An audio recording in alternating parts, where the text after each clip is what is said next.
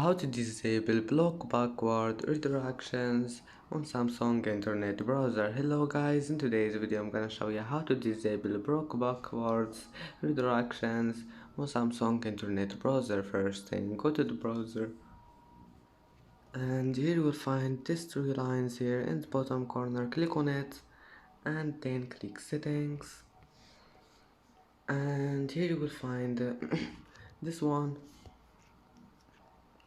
this one here, browsing privacy dashboard. Click on it and then just click this one, block backward redirections. And that's it for today's video.